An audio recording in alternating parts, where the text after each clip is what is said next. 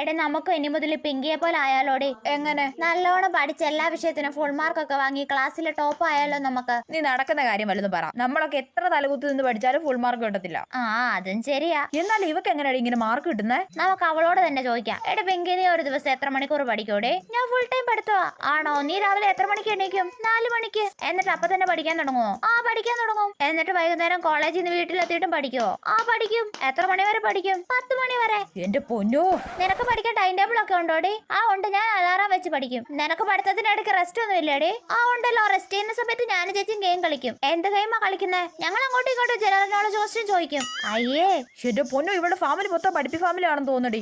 ആണെന്നേ.